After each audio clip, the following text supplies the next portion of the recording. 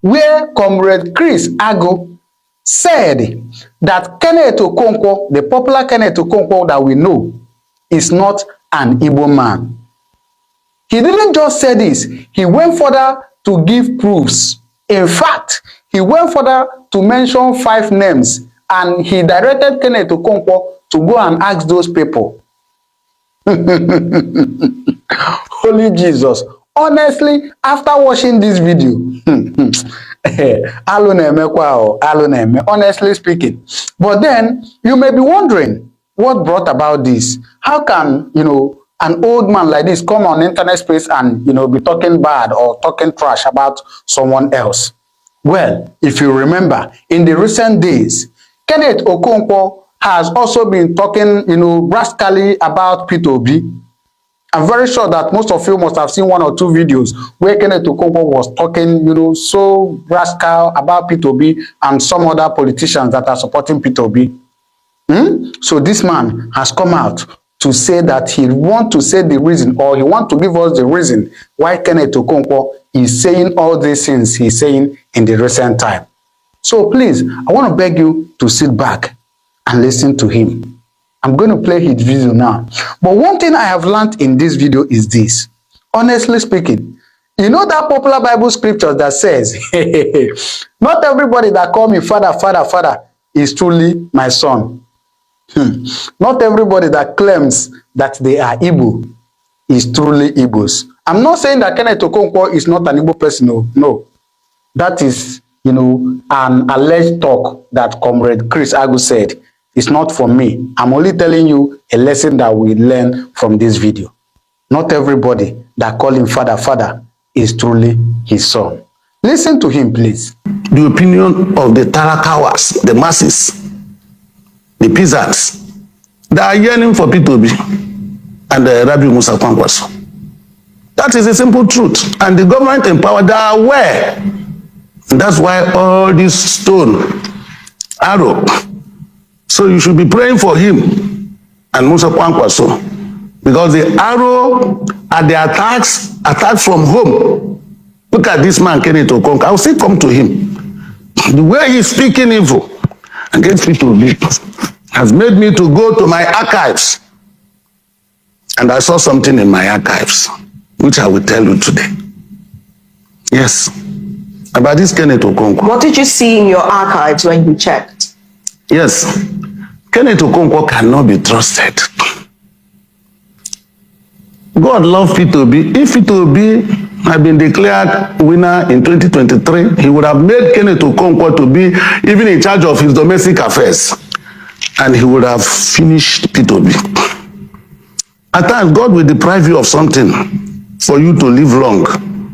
Because if he allow you to get that in at that material time, enemies will plenty that you don't know, foes that pretend to be friends. People like Daniel Bwala. These are people that will be thought they are with him. Now, Kenneth Okønkwo, I want to advise him. Anyway, before then, he was very close to my late relation, Francis Agu. They both acted in Living in Bondage. Francis Agu, my relation, my cousin and brother, acted in Chi Million. My brother suddenly developed ill, died under a mysterious circumstance. Up to now, we cannot explain. And Kenneth Okønkwo was his closest friend and associate. Apologies about that. No, they were very close.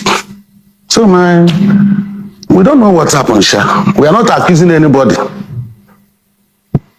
Here again, I want Kenneth Okønkwo to go and ask the mother, his mother, who is Chief Samuel Onitiri. Chief Samuel Onitiri, he should go and ask the mother to tell him who is Chief Samuel Onitiri. Look at Kenneth Okønkwo's lips. Does that look like an Enugu man or a patriotic Igbo man? Let me tell you, if the mother is, maybe there's no network for him to contact the mother, or the mother is in abroad, I will mention about 5 people that knows Chief Samuel Onitiri. Some are late, some are still living. Right. To track back. I will mention those names so that he will expand and find out about Chief Samuel Onitiri. These are your views, and we have to establish that. But I'm concerned about the lips. You say, look at his lips. The lips do not look like that of an Enugu man. Could you put into perspective how the lips of an Enugu man? Anyway, look at my own lips. I'm an Enugu man. You need to provide more clarity than that. See, I'm an Enugu man. Look at me. Look at other Enugu people. Check your town people. You are Igbo. Look at his own. It's very thick.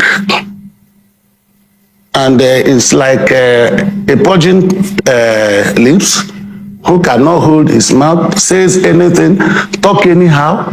The problem we are having in South is that some of our politicians believe that when they are fighting against our brother, they'll be getting something from those that hate Nigeria. Before we digress, you said, I want you to, are you speaking figuratively, trying to infer that he talks too much? Or are you saying that his lips, biologically speaking, tribally speaking, do not imitate that of an Enugu man? Excuse me, I keep this one to myself.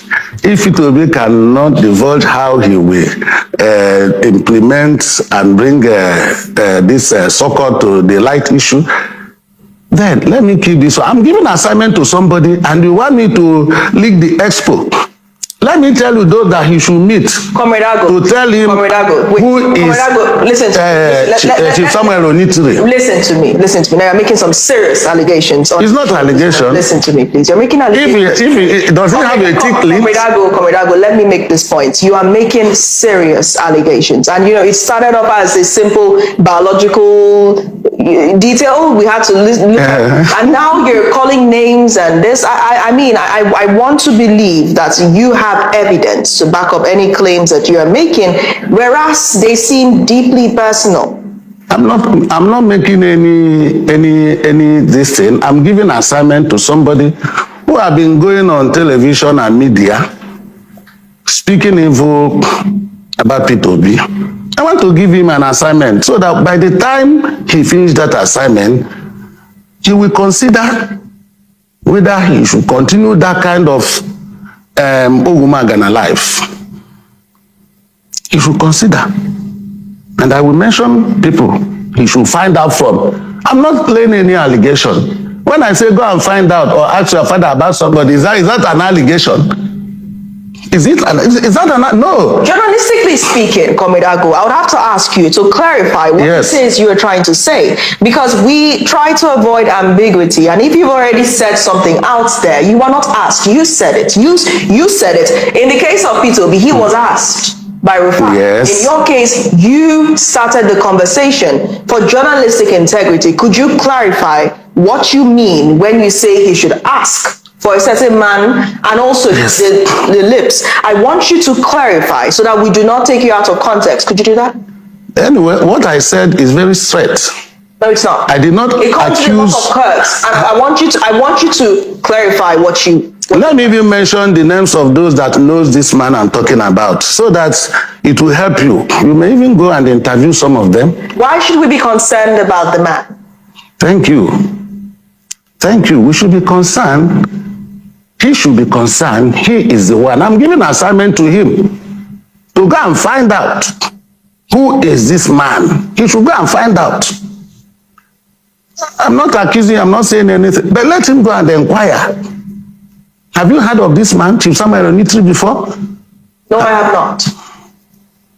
So could you answer the question by providing more clarity? More clarity is that, look, some of the people that know this man, some are living, some are late, but I will mention those, all of them. I know Chief Frank Oloto, knows Chief Samuel Onitiri. I know late Senator Zayani, know the man I'm talking. I know His Excellency Right Honorable Dr. Nnamdi Azikiwe knows Chief Samuel Onitiri. I know Chief Albike Okafor knows the man I'm talking about. And Chief Sam Mbakwe is aware of this man. Chief Jim Nwobodo is a living legend that knows Chief Samuel Onitiri. He should go and find out who is this man. What did the man do that is of interest to you and should be of interest to a Kenneth Okønkwo. Could you please clarify? We're running out of time, and I need you to do that because this is a live broadcast. That should be. I want you to make that should be a topic for another day. But Kenneth Okønkwo cannot be trusted. He's a chameleon of a man. He cannot be trusted. Wherever he will not see any gain, he will leave that place and he will criticize and cast aspersion on people. Such a man cannot be trusted. And that's why you see me, I don't do anything with him because I've known him. We are praying for P2B that he should be careful with that man. When they were moving in Labour Party, everything is coming out now. All right. I mean, those are your views on the matter, and you're entitled to your views. Yes. It would be nice for you to provide clarity and more evidence. Let him go and inquire. It's an assignment. A teacher cannot give assignment to a student and then give expo. Well, it seems the assignment had been assigned to Kenneth Okønkwo, so we drop it at that. Yes. Now, final question to you. Will you venture into politics again? Anyway, I remain a PRP because PRP forever remains the party in Nigeria that have ideology. I'm not contesting any election. How can I be contesting an election when Nnamdi Kanu is in detention? And we are praying and making effort that this man should be released because some of the people that maim people and kill people, we are baptized, giving money, established, and then you kept somebody in Sokoto prison. I will not be part of this political period, but I will be part of any resistant group that will ensure that Nigeria is restored back to its original form. That original form used to be equity, justice, and fair play. So that will be the, for now, I don't belong, I'm not contesting, but I'm also saying that many AP, in Enugu State especially, 90% of those that purchase form or this expression of interest are APC sponsored. We know them.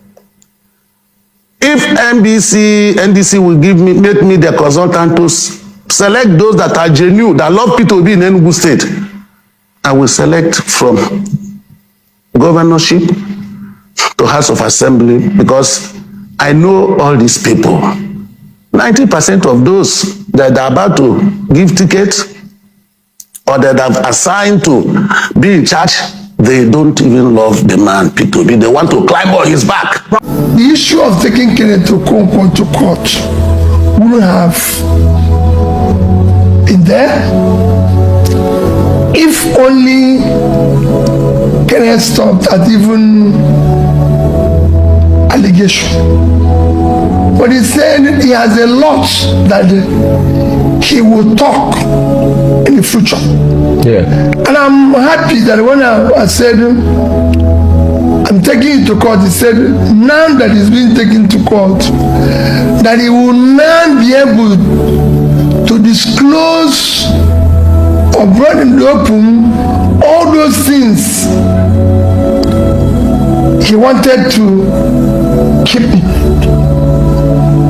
I think Rufai, as a leader, this is time to scrutinize, avail ourselves for scrutiny by the public, so people can hear all the bad things about us, because it is important that our future leaders must be who they say they are, in terms of character, in terms of integrity, in terms of competence, in terms of qualification, in terms of everything. So once he said that, I said, wait a minute, we must go further. So they can help. Because some of the things we're seeing today that the young ones are doing are examples they've learned from our leaders. So this is time to ensure that those who are coming to lead us must be people of character. So you want Kenneth to go and expose you. That's why you're Everything.